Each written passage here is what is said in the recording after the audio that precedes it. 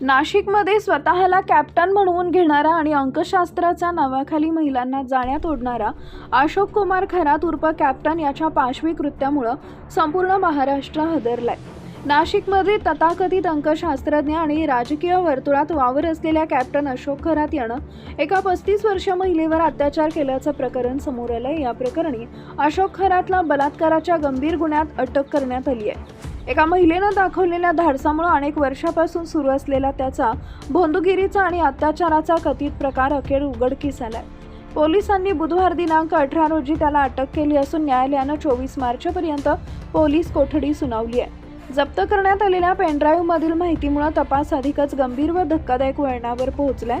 सोबतच त्याचे अनेक कारनामे आता पोलीस तपासातून समोर येत आहेत। असे असताना अशोक खरातचे कुटुंबीय गोंधळ घालून तपासात अडथळा आणतायत। कर्तव्य बजावत असताना आणि रिपोर्टिंग करायला आलेल्या पत्रकारांवर खरातच्या कुटुंबियांनी चक्क चपला फेकत अंगावर कुत्रा सोडल्याचा संतापजनक प्रकार समोर आलाय। नाशिकमध्ये कॅप्टन खरात यांच्या घरातील काही व्यक्तींनी दादागिरी केल्याची घटना समोर आली आहे। बंगल्याबाहेर वार्तांकन करण्यासाठी गेलेल्या पत्रकारावर दादागिरी करत धमकी देण्यात आली आहे। सोबतच पत्रकारांसोबत गैरवर्तन करत कॅमेरा आणि मोबाईल हिसकावून घेण्याचा प्रयत्न करण्यात आलाय। दरम्यान अशोक खरात हा सिन्नर तालुक्यात मिरगाव येथील श्री ईशान्येश्वर मंदिर ट्रस्टचा अध्यक्ष आहे। तो मर्चंट नेव्हीतून निवृत्त झालाय। गेल्या काही वर्षांमध्ये कॉस्मॉलॉजी एक्सपर्ट आणि अंकशास्त्रज्ञ म्हणून तो नावारूपाला आला।